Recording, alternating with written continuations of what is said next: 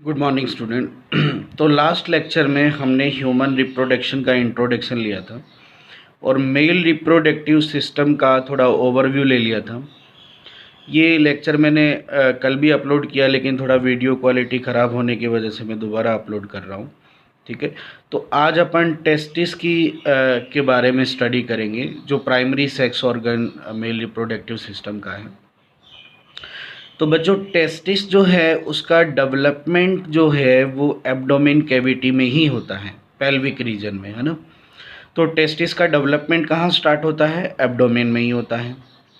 लेकिन जब foetus 7 month का हो जाता है, यानी सेकेंड ट्राइमेस्टर तो एंड हो गया और थर्ड ट्राइमेस्टर का एकदम इनिशिएशन है, तो जब फीटस 7 मंथ का है उस समय क्या होता है, जो टेस्टिस है वो डिसेंड हो जाता है स्क्रोटम में। यानी टेस्टिस कहाँ आ जाता है? स्क्रोटम में आ जाता है। Is that clear? तो एक तो इसमें ये इंपॉर्टेंट चीज़ है कि आपको ये टाइम पीरियड ध्यान रखना है कि किस मंथ में वो स्क्रोटम में आता है। तो कौन सा मंथ है वो? सेवन्थ मंथ है। ओके, अब टेस्टिस जो है वो स्क्रोटम में आता है वो बाय हेल्प ऑफ इनग्विनल कैनाल, उसके थ्रू ये आता है। ये आपको ध्यान रखना है। क्लियर? अब क्या है बच्चों कि अब टेस्टिस का स्क्रोटम में आना डिपेंड करता है टेस्टोस्टेरोन की प्रेजेंस है या नहीं, इस पर डिपेंड करता है। एक्चुअली क्या होता है बच्चों कि ये मेल सेक्स हार्मोन है, तो वैसे तो टेस्टोस्टेरोन प्यूबर्टी के बाद बनता है, लेकिन इसकी कुछ अमाउंट पहले ही बन जाती है। क्लियर? और टेस्टोस्टेरोन का होना ज़रूरी है किस बात के लिए? किस टेस्टिस का डिसेंड होना स्क्रोटम में। अगर टेस्टोस्टेरोन है तभी टेस्टिस स्क्रोटम में आएगा, आउटसाइड द एब्डोमेन, है ना। तो ये इसका होना ज़रूरी है। तो अब हम कह सकते हैं कि टेस्टिस एक एक्स्ट्रा एब्डोमिनल स्ट्रक्चर है, यानी वो एब्डोमेन के बाहर रहता है। किस में रहता है? स्क्रोटम में। स्क्रोटम एक पाउच लाइक स्ट्रक्चर है। Is that clear?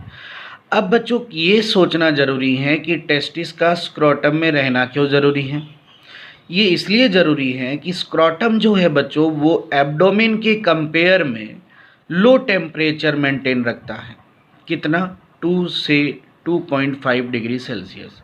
कहने का मतलब एब्डोमेन का जितना टेम्परेचर होगा उससे 2.5 डिग्री सेल्सियस स्क्रोटम का टेम्परेचर कम होगा, और ये कम टेम्परेचर नॉर्मल स्पर्म प्रोडक्शन के लिए नेसेसरी है ना। तो यानी नेसेसरी फॉर नॉर्मल स्पर्मेटोजेनेसिस, उसके लिए ये ज़रूरी है लो टेम्परेचर रहना। इसलिए अगर हमें नॉर्मल स्पर्मेटोजेनेसिस कराना है तो टेस्टिस का स्क्रोटम में आना ज़रूरी है। क्लियर हुआ? अब टेस्टिस का जो स्क्रोटम अपना जो टेम्परेचर मेंटेन करता है, इसके लिए टेम्परेचर रेगुलेशन के लिए स्क्रोटम में डार्टस मसल और क्रीमास्टर मसल होती है। अब ये मसल्स जो हैं ये टेम्परेचर रेगुलेशन में रोल प्ले करती है। कैसे करती है? देखो कि जब समर सीजन होता है तो ये मसल्स क्या होती है? रिलैक्स हो जाती है। तो जब ये मसल रिलैक्स होगी तो जो स्क्रोटम है वो एब्डोमेन से दूर चला जाएगा, है ना, क्योंकि समर में एब्डोमेन का टेम्परेचर ज़्यादा है। तो स्क्रोटम अगर दूर चला जाएगा एब्डोमेन से, थोड़ा हैंगिंग फॉर्म में हो जाएगा, तो फिर स्क्रोटम का टेम्परेचर कम हो जाएगा। क्लियर? और इसी तरह विंटर के अंदर क्या होता है, विंटर में ये मसल्स क्या होती है? कॉन्ट्रैक्ट हो जाती है। तो ये मसल कॉन्ट्रैक्ट होगी तो जो स्क्रोटम है वो एब्डोमेन वॉल के पास आएगा, है ना। इससे उसका टेम्परेचर थोड़ा ज़्यादा रहेगा, मतलब मेंटेन हो जाएगा। क्लियर हुआ एकदम अच्छे से? तो ये भी इंपॉर्टेंट ध्यान रखना। कौन सी मसल है ये? डार्टस और क्रीमास्टर मसल। क्लियर हुआ? तो अब तक की बातें समझ आ गई ना कि टेस्टिस 7th मंथ में डिसेंड होकर स्क्रोटम में आ जाता है। और स्क्रोटम में आना क्यों ज़रूरी है? क्योंकि वहाँ टेम्परेचर एब्डोमेन के कंपेयर में कम होता है, जो नॉर्मल स्पर्म बनाने के लिए ज़रूरी है। ठीक है बच्चों, अब इसके बाद में एक दो टर्म है वो देखो। एक टर्म है cryptorchidism. Now what is cryptorchidism? Cryptorchidism का मतलब है कि testis fail to descend in scrotum. Either one testis और बोथ टेस्टिस। अगर टेस्टिस जो है वो स्क्रोटम में आने से फेल हो जाता है, मतलब नहीं आ पाता है, तो नॉर्मल स्पर्म भी नहीं बनेंगे। इस डिसऑर्डर को क्रिप्टोरकाइडिज्म कहते हैं। तो कहीं ना कहीं बच्चों ये non fertility, you can say स्टरलिटी का कारण है, क्योंकि टेस्टिस अगर स्क्रोटम में नहीं आएगा तो नॉर्मल स्पर्म नहीं बनेंगे। क्लियर है? इसके लिए एक सर्जरी होती है बच्चों, मैं आपको बताता हूँ। एक सर्जरी है ऑर्कियोपेक्सी। ऑर्कियोपेक्सी सर्जरी है। तो इस सर्जरी के थ्रू क्या होता है, टेस्टिस को लाया जाता है। कहाँ लाया जाता है? स्क्रोटम में, क्योंकि वो नॉर्मली तो नहीं आ रहा है ना।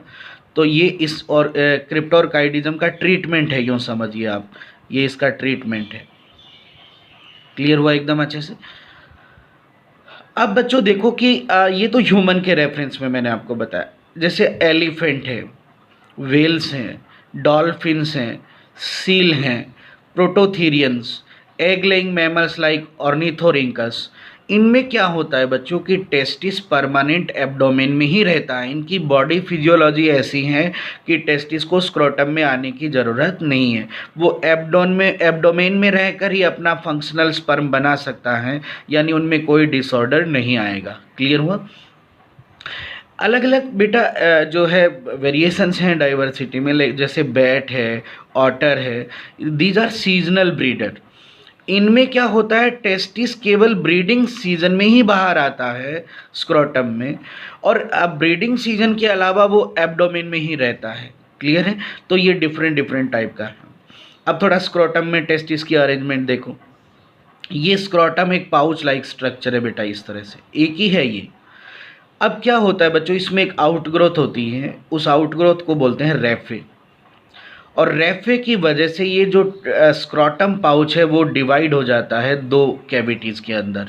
ओके, फिलहाल पहले बात सुनो। स्क्रोटम एक ही पाउच है, लेकिन रेफे की वजह से वो दो कैविटी में डिवाइड हो जाएगा। कैविटी कितनी बन जाएगी? दो कैविटी बन जाएगी। ओके, ये जो कैविटी है इसको हाइड्रोसिल कैविटी बोलते हैं, क्योंकि इसमें हाइड्रोसिल फ्लूइड भरा रहता है। ओके, अब टेस्टिस क्या होता है बच्चों, इसमें हैंगिंग फॉर्म में होता है, इस तरह से यूँ लटका हुआ होता है। लेकिन बच्चों वो टेस्टिस जो है हैंगिंग फॉर्म में है, तो वो क्या होगा, दो जगह अटैच होगा इस तरह से, है ना। तो नीचे वाला एक अटैचमेंट तो है वो उसका स्क्रोटम वॉल के साथ होगा। ये वाला अटैचमेंट किसके साथ होगा? स्क्रोटम वॉल के साथ होगा। इस लिगामेंट को बोलते हैं गुबेरेन कोलम। ये बहुत इंपॉर्टेंट क्वेश्चन है, ध्यान रखिएगा। Testis attach with scrotum wall by the help of Guberine column and this is fibrous elastic ligament. Okay, अब दूसरी तरफ क्या होता है बच्चों की, ये जो टेस्टिस है वो एब्डोमेन वॉल से अटैच होता है। किससे अटैच होता है? एब्डोमेन वॉल से। और वो जो लिगामेंट है उसका नाम है स्पर्मेटिक कॉर्ड। क्या नाम है? Spermatic cord. तो ये आप सभी ध्यान रखेंगे कि टेस्टिस के दो अटैचमेंट रहते हैं, एक स्क्रोटम वॉल के साथ जिसको गुबेरेन कोलम बोलते हैं, एक एब्डोमेन वॉल के साथ, इसको स्पर्मेटिक कॉर्ड कहते हैं। और ये पेयर टेस्टिस इस तरह से अरेंज होते हैं। क्लियर हुआ एकदम अच्छे से? अब देखो बच्चों आगे अब हम थोड़ा टेस्टिस की स्ट्रक्चर लेते हैं। ठीक है, अब टेस्टिस की अगर स्ट्रक्चर की बात करें हम, तो टेस्टिस पहले देखो बेसिक चीज़ें, पेयर्ड होते हैं, हमने डिस्कस कर लिया ये चीज़। ओवल शेप का होता है। क्लियर? इसकी लेंथ 4 to 5 सेंटीमीटर होती है और विड्थ 2 to 3 सेंटीमीटर होती है। तो ये एनसीईआरटी का डाटा है, इसको ध्यान रखिएगा आप। ओके, अब बच्चों देखो डायग्राम थोड़ा मैंने रफ बनाया है, लेकिन ये आपके समझ आने के लिए बनाया है, इससे फीलिंग पूरी आएगी आपको अच्छी वाली, है ना। तो टेस्टिस की स्ट्रक्चर बात करें तो टेस्टिस में बच्चों 3 तरह की मेम्ब्रेन होती हैं। आउटर मेम्ब्रेन जिसको बोलते हैं ट्यूनिका वेगिनेलिस, ये आप देख रहे हैं, ये ट्यूनिका वेगिनेलिस है। ओके, अब ये मेम्ब्रेन जो होती है वो अनकम्प्लीट होती है बच्चों। अनकम्प्लीट का मतलब कि ये पूरे टेस्टिस के सराउंडिंग नहीं है। आप देख रहे हैं कि ये डॉर्सली नहीं नज़र आ रही है आपको, ये केवल यहाँ तक ही है। Is that clear? लेकिन वेगिनेलिस वो मेम्ब्रेन है जहाँ से टेस्टिस में एंट्री पाथ होता है, ब्लड वेसल्स अंदर आती है, न्यूरॉन्स अंदर आती है, तो ये एक एंट्री पाथ है वेगिनेलिस वाला। ओके, टेस्टिस की मिडल मेम्ब्रेन की अगर हम बात करें तो उसको बोलते हैं ट्यूनिका एल्ब्यूजिनिया। ट्यूनिका एल्ब्यूजिनिया बोलते हैं। ओके। और बहुत सी बुक्स में आपको एक ही वर्ड मिलेगा एल्ब्यूजिनिया, लेकिन मेम्ब्रेन 3 होती है। ओके, आउटर मेम्ब्रेन बता दिया ना मैंने, वैगिनेलिस, और इन मिडल मेम्ब्रेन कौन सी होगी, एल्ब्यूजिनिया। अब ये एल्ब्यूजिनिया क्या होती है बच्चों, ये देखो, ये जो ग्रीन वाली है वो एल्ब्यूजिनिया। देखो ये एल्ब्यूजिनिया क्या होती है, वो इस तरह से अरेंज होती है कि इससे टेस्टिस में लॉब्यूल्स बनते हैं इस तरह से। ये देखो, ये टेस्टिक्युलर लॉब्यूल्स बनाती है, और ईच टेस्टिस में अप्रोक्स 250 लॉब्यूल्स बनते हैं बच्चों। क्लियर। और लॉब्यूल में सेमिनिफेरस ट्यूब्यूल्स होती है इस तरह से। देखो ये सेमिनिफेरस ट्यूब्यूल्स हैं जो आगे स्पर्म बनाने का काम करती है। इसको हम आगे लेते हैं, फिलहाल थर्ड मेम्ब्रेन देखते हैं। और जो थर्ड और इनर मोस्ट मेम्ब्रेन है जिसको बोलते हैं ट्यूनिका वेस्क्यूलोसा, ठीक है ना, ये लॉब्यूल्स को कवर करती है। ये देखो, ये ट्यूनिका वेस्क्यूलोसा है जो इन लॉब्यूल्स को कवर करती हुई ये जा रही है। ठीक है, तो तीनों मेम्ब्रेन समझ आ गई ना। आउटर मेम्ब्रेन क्या थी, वेगिनेलिस, मिडल मेम्ब्रेन एल्ब्यूजिनिया, और जो इनर मेम्ब्रेन है वो वेस्क्यूलोसा। Is that clear. और एल्ब्यूजिनिया इसलिए इंपॉर्टेंट है क्योंकि ये लॉब्यूल्स का फॉर्मेशन करती है। Is that clear. ये टेस्टिस की देखो, ये डॉर्सल सरफेस है, ये वेंट्रल सरफेस हो गई, इधर एंटीरियर आ जाएगा और इधर पोस्टीरियर आ जाएगा। Is that clear. अब थोड़ा आगे देखो, तो बच्चों हमने अभी लॉब्यूल्स की बात की, तो each lobule contain 1 to 3 highly coiled seminiferous tubules. Is that clear. जो हर लॉब्यूल है उसमें सेमिनिफेरस ट्यूब्यूल्स होती है, जो आप ये देख रहे हैं यहाँ डायग्राम में, ये सेमिनिफेरस ट्यूब्यूल्स है। क्लियर। अब सेमिनिफेरस ट्यूब्यूल जो है उसके इनसाइड हमें दो तरह की सेल देखने को मिलेगी। नंबर 1 स्पर्मेटोगोनिया, इसकी प्लॉइडी पूछे तो 2n रहेगी बच्चों। स्पर्मेटोगोनिया को मेल जर्म सेल भी बोलते हैं। ये मियोसिस डिवीजन से स्पर्म का फॉर्मेशन करेगी, है ना, यानी स्पर्मेटोजेनेसिस की प्रोसेस करेगी। तो सेमिनिफेरस ट्यूब्यूल में दो टाइप की सेल थी, एक कौन सी है, स्पर्मेटोगोनिया यानी मेल जर्म सेल, जो कि स्पर्म का फॉर्मेशन करेगी by help of meiotic division. तो स्पर्म की प्लॉइडी क्या हो जाएगी बेटा, n हो जाएगी। ओके। दूसरी सेल होती है बच्चों सर्टोली सेल, या इसे नर्स सेल बोलते हैं। और नर्स बोलते हैं तो नाम से क्लियर हो जाएगा कि ये न्यूट्रिशन प्रोवाइड करवाएगी टू डेवलपिंग स्पर्म। ओके। इसमें एनसीईआरटी में एक लाइन भी है कि जो स्पर्म का हेड होता है वो सर्टोली सेल में एम्बेड हो जाता है और वहां से न्यूट्रिशन अपटेक करता है।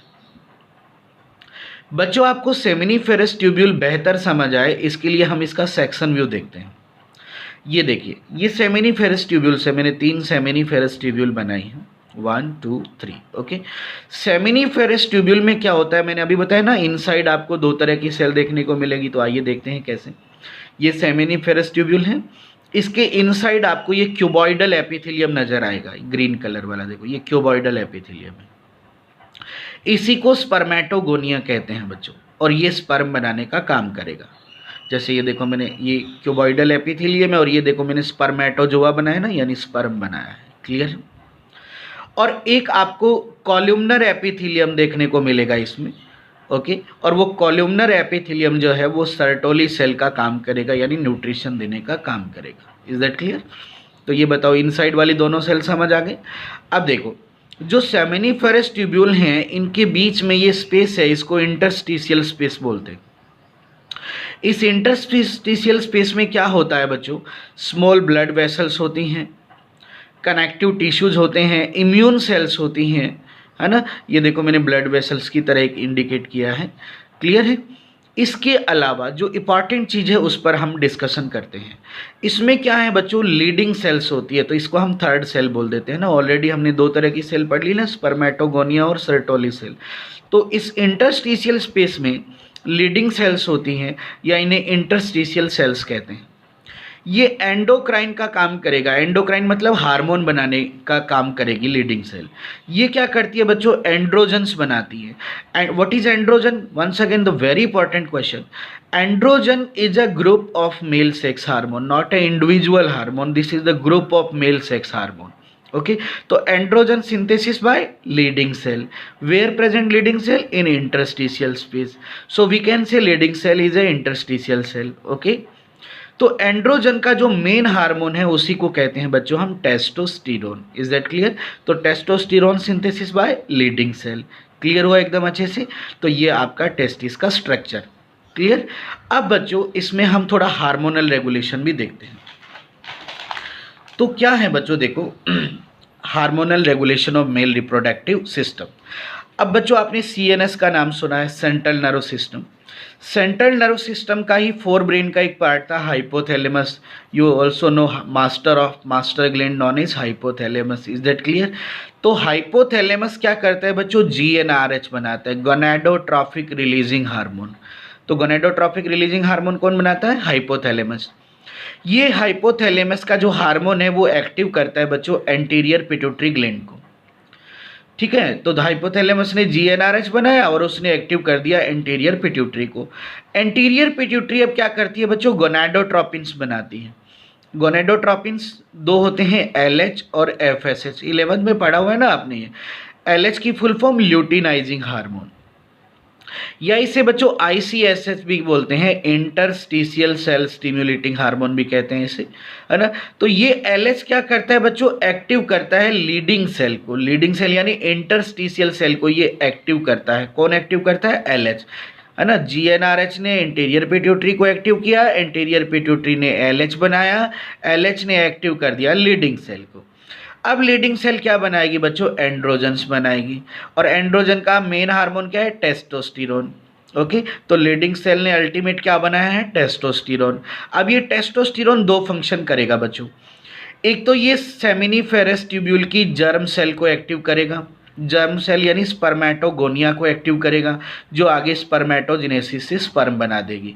यानी टेस्टोस्टेरोन का पहला फंक्शन हो गया है स्पर्म बनवाना। ओके, सेकेंड फंक्शन है कि ये बेटा सेकेंडरी सेक्सुअल कैरेक्टर्स को भी रेगुलेट करेगा, है ना। Secondary sexual character like voice का लो पिच होना, मसल स्ट्रेंथ होना, बोन स्ट्रेंथ आना, हेयर पूरी बॉडी पर आना, है ना, फेस पर हेयर आना, these are the secondary sexual character of male. तो ये भी टेस्टोस्टेरोन की वजह से बनते हैं। क्लियर हुआ एकदम अच्छे से। अब बच्चों टेस्टोस्टेरोन का लेवल अगर ज़्यादा हो जाए, है ना, तो अगर टेस्टोस्टेरोन ज़्यादा हो जाए, इफ़ टेस्टोस्टेरोन हाई लेवल इसका हो जाए, तो उस केस में क्या होता है बच्चों, ये फीडबैक नेगेटिव इनहिबिशन भी डालता है और ये इंटीरियर पिट्यूटरी को इनएक्टिव करता है एलएच बनाने के लिए। क्लियर है। सेकंड पॉइंट देखते हैं बच्चों। एंटीरियर पिट्यूटरी एक और हार्मोन बना रही है एफएसएच, और आपको पता है ना फॉलिक्यूलर स्टिम्युलेटिंग हार्मोन भी बोलते हैं इसे। तो ये एफएसएच क्या करता है बेटा, एक्टिव करता है सर्टोली सेल को। और सर्टोली सेल फिर बच्चों तीन तरह के हार्मोन बनाती हैं। कौन कौन से बनाती है देखिएगा जरा। ABP, androgen binding proteins, androgen binding proteins, है ना। ये क्या करती है, एडहेशन देती है स्पर्म को और न्यूट्रिशन देने में हेल्प करती है। फिर एक हार्मोन बनाती है बेटा AMH, anti Mullerian hormone, anti Mullerian hormone. ये मेलनेस प्रमोट करता है। वो कैसे, देखो एम्ब्रियोनिक टिश्यू होता है बेटा मुलेरियन टिश्यू। तो मुलेरियन टिश्यू से क्या होता है, ज़्यादातर फीमेल रिप्रोडक्टिव स्ट्रक्चर बनती है। ओके, लेकिन एंटी मुलेरियन हार्मोन क्या करता है, मुलेरियन टिश्यूज की ग्रोथ नहीं होने देगा। तो अगर मुलेरियन टिश्यू की ग्रोथ नहीं होगी तो बेटा अपने आप क्या बढ़ेगा बताओ, मेलनेस बढ़ेगा। ओके, और एक और हार्मोन बना रही है इनहिबिन। अब ये इनहिबिन का क्या रोल है कि अगर एलएच का लेवल ज़्यादा हो जाता है, टेस्टोस्टेरोन का लेवल ज़्यादा हो जाता है, तो इनहिबिन क्या करता है बेटा, ये देखो ये जाकर एंटीरियर पिट्यूटरी पर फीडबैक नेगेटिव इनहिबिशन डालता है। यानी ये एंटीरियर पिट्यूटरी को एलएच बनाने के लिए रोकता है। क्लियर हुआ एकदम अच्छे से। तो इस लेवल पर दो तरह के क्वेश्चन भी आ जाते हैं, तो थोड़ा ध्यान से देखिएगा। अगर क्वेश्चन आए कि टेस्टोस्टेरोन का सिंथेसिस कौन करवाता है, तो ये डायरेक्ट ऑप्शन चला जाएगा एलएच, क्योंकि एलएच ही टेस्टोस्टेरोन बनवा रहा है ना। लेकिन अगर ये आए कि टेस्टोस्टेरोन का रेगुलेशन कौन करता है, यानी उसका कम बनना, ज़्यादा बनना, ये बनना या ना बनना, ये रेगुलेशन कौन करता है, तो ये एफएसएच करता है। किसके थ्रू, देखो कि एफएसएच जो है वो सर्टोली को एक्टिव करेगा। सर्टोली क्या बनाएगी, इनहिबिन, और इनहिबिन ही ये रेगुलेट करता है कि टेस्टोस्टेरोन बनेगा या नहीं बनेगा। क्लियर हुआ एकदम अच्छे से। तो ये दोनों तरह के आपको क्वेश्चन ध्यान रखने। एक छोटा सा पॉइंट और अपन डिस्कस करते हैं बच्चों यहाँ पर, वो है कास्ट्रेशन के नाम से एक क्वेश्चन आ जाता है। कास्ट्रेशन क्या चीज़ है, कास्ट्रेशन का मतलब है बच्चों कि रिमूवल ऑफ टेस्टिस या inactivation of testis. Okay, testis का रिमूवल करना या टेस्टिस का इनएक्टिवेशन करना, इसे कास्ट्रेशन बोलते हैं। अब इससे क्या एडवांटेज होगा? इससे क्या होगा कि अगर टेस्टिस का रिमूवल कर दिया या इनएक्टिवेशन कर दिया तो टेस्टोस्टेरोन नहीं बनेगा, यानी टेस्टोस्टेरोन इनहिबिट हो जाएगा, उसका लेवल डाउन हो जाएगा, है ना। अब टेस्टोस्टेरोन क्या होता है बच्चों? एक मेल सेकेंडरी सेक्सुअल कैरेक्टर बनाने वाला हार्मोन है। दूसरा, ये वायरुलेंसी भी कॉज करता है क्योंकि वो भी सेकेंडरी सेक्सुअल कैरेक्टर के ही अंदर आता है ना। तो अब क्या होगा कि अगर टेस्टोस्टेरोन नहीं बना तो उससे दो बातें होंगी, एक तो मेल के सेकेंडरी सेक्सुअल कैरेक्टर नहीं आएंगे और एक वायरुलेंसी नहीं आएगी। तो इसका जो एडवांटेज लिया जाता है वो किस में लिया जाता है? देखो, इसका एडवांटेज, जैसे बुल है, बुल वायरुलेंट होता है तो इससे क्या होता है? डोसाइल ऑक्स बनाए जाते हैं, यानी बुलॉक भी कह सकते हैं हम। ये ओबीडियंट होते हैं, वायरुलेंट नहीं होते, तो इनको फार्मर एग्रीकल्चर में भी काम में लेता है ना, माल वगैरह वगैरह ढोने में भी काम लेते हैं, यानी ट्रांसपोर्टेशन में भी इनका यूज़ कर सकता है। लेकिन बुल तो क्या है, उसमें टेस्टोस्टेरोन प्रेजेंट है तो वो तो वायरुलेंट है, वो ओबीडियंट बिहेवियर शो नहीं करेगा। तो ये कास्ट्रेशन से ही बनाया जाता है। ओके, एक और मैं आपको बताता हूँ, जो मीडियन यूरोप रीजन है, मीडियन यूरोप रीजन है, वहाँ पे जो ये कॉयर बॉयज़ होते हैं इनमें भी कास्ट्रेशन किया जाता है ताकि इनमें हाई पिच वॉइस मेंटेन रहे, हाई पिच वॉइस। और इसका यूज़ वो सिंगिंग में करते हैं, सिंगिंग में इसका यूज़ करते हैं, है ना। तो ये ध्यान रखो कि अब वो जो बॉयज़ हैं उनमें अगर टेस्टोस्टेरोन बना तो उनमें सेकेंडरी सेक्सुअल कैरेक्टर से लो पिच वॉइस हो जाएगी। लेकिन वो क्या करते हैं, ये कॉयर बॉयज़ जो हैं इनमें कास्ट्रेशन की प्रोसेस करते हैं इनमें भी, और इससे क्या है, उनमें अब टेस्टोस्टेरोन नहीं बनेगा तो फिर उनमें सेकेंडरी सेक्सुअल कैरेक्टर यानी लो पिच वॉइस नहीं रहेगी, उनमें हाई पिच वॉइस ही रहेगी।